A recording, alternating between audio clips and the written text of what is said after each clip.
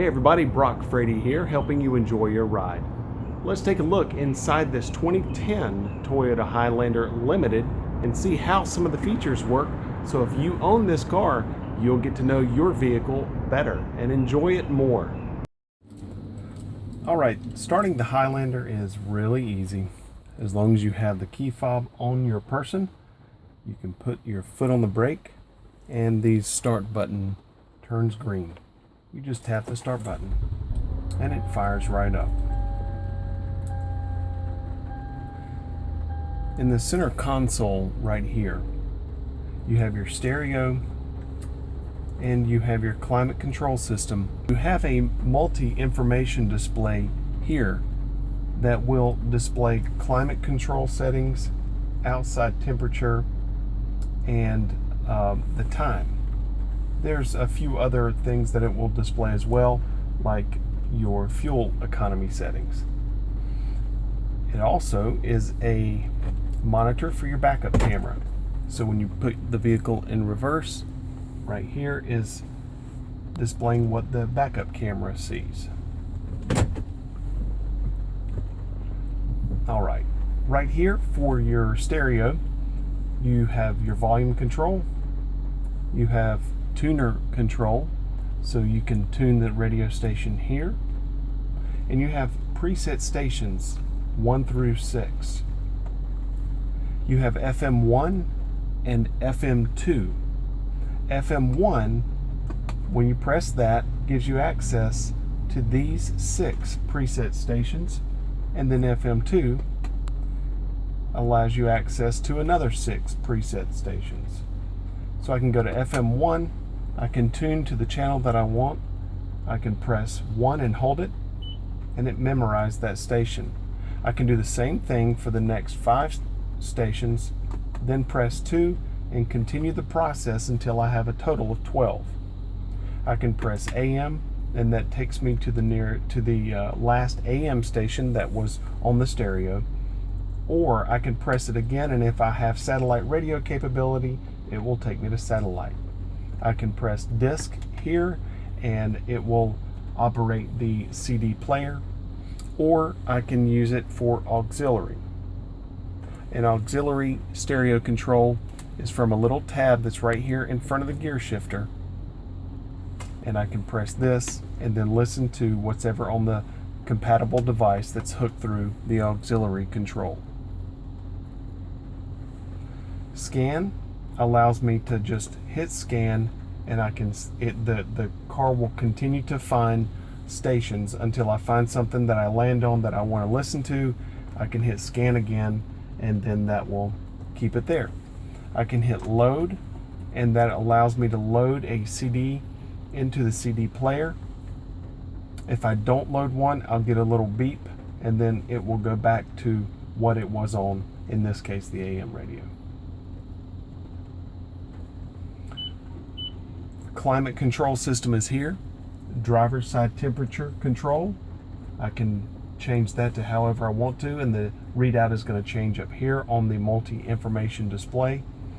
I have passenger temperature control also, and you can see here that when I turn that, it corresponds with the temperature that you see on the display up above.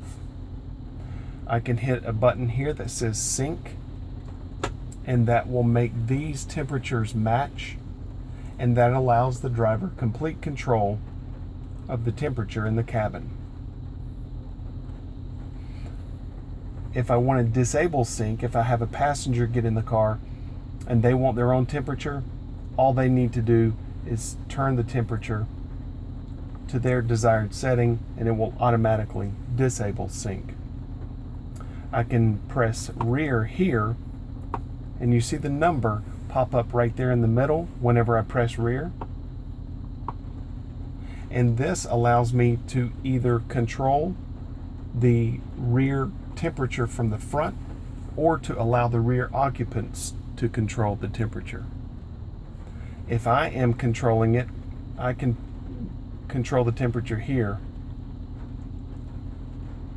from the front. If I press fan speed, it overrides auto. In other words, when I press auto and it's active, it's going to maintain the temperature of the readout right here. So as I turn it, it's going to automatically adjust the temperature of the cabin according to what I select from this dial. It's just like working the central air system in your house. However, if I press one of the fan speed selections, that's going to override auto and cut it off because I've taken over manual control using the fan speed. Front defrost, rear defrost, and mirror defrost because it has heated mirrors. That's recirculate. That essentially gives me an extra fan speed if I want it. And mode right here in front of the gear shifter allows me to change the fan direction. You can see the fan direction changing here as I press that button. I'm gonna put auto back on. Heated seat controls, they're multi-level heated seats. You just take this button and you push it and it pops out, and then you turn that to whatever heat setting you want. 12 volt, 120 watt power outlet, and 2 cup holders down below here. For your multi-information display, there's a button right here on the steering wheel on the right side that says display. And by pressing that, you can see that the multi-information display is changing the information that's on it. Refueling information, cruising range, average miles per gallon and distance, history, and then back to the climate settings. You can see the time and the outside temperature. For your wiper stalk, I just pull this down once to activate the wipers, and then I can pull it down twice by pulling it down once, that activates the intermittent, at which point I can control the intermittent speed here by turning the ring on the inside of the stalk to the intermittent speed I want. I can pull it down again and it is continuous, pull it down again and it's on high. I can turn the end of this stalk and it will cut on the rear wiper. I can then roll the stalk forward again and it will wash off the rear wiper. I can also wash the rear glass by turning it toward me. So toward me and away from me allows me to wash the rear window. Cruise control is right here. I can activate cruise by pushing the end of the stalk, at which point I see a green cruise icon pop up on my dash. At that point, I can get to the speed at which I wish to cruise, and I can press the stalk down toward the floor and the car takes over at that set speed. At that point, I can speed up by pressing the stalk up toward the ceiling, or I can slow down by pressing the stalk down.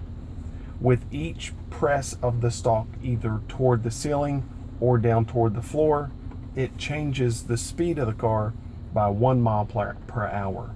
So that would change it by 3, that would change it by 3. I can also, if I need to slow down but I don't want to cut the cruise control off yet, I can pull the stalk toward me and it will cancel cruise. It does not deactivate the feature, so that I can just simply get back up to my cruising speed and then set it again here.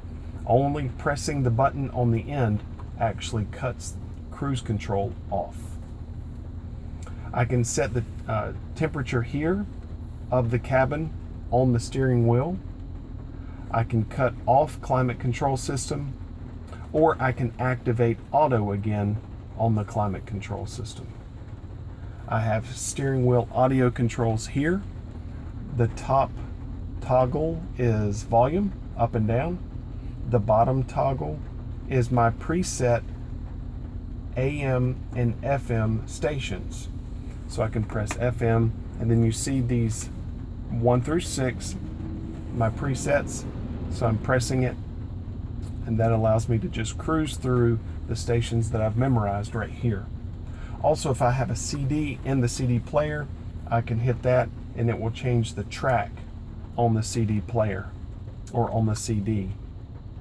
Whenever I press mode right here, that changes from mode. The modes are in these squares. So that's FM1, and I'll show you how. It's on FM1 right now. It just went to FM2, AM, and it went back to FM1, but if I had a CD in, it would go automatically to CD in case I just want to do that without having to reach for the stereo if I wanted to do it while I'm driving. On the bottom left is your Bluetooth controls. This allows you to use and also synchronize the Bluetooth so that you can activate your Bluetooth capable cell phone. Main menu. Available commands are dial by name, dial by number, redial, callback, canceled. So that allows me to walk through the process of synchronizing my Bluetooth device, compatible Bluetooth device with the vehicle. The left stalk here, the turn signals and headlights. Signal to the right, signal to the left. If I roll this stalk all the way forward, I manually cut on the headlights. I pull it back one click, it cuts on the driving lights or the parking lights. I can roll it to auto, and that allows them to cut on automatically as the sun goes down. And then the last one here, it says DRL off. That allows me to cut all the lights off. That stands for daytime running lights off. I can then take this inner ring on the turn signal stalk and roll it forward, and I can cut on the fog lights. Thanks so much for watching, everybody. I hope this helps you enjoy your ride. Remember to subscribe.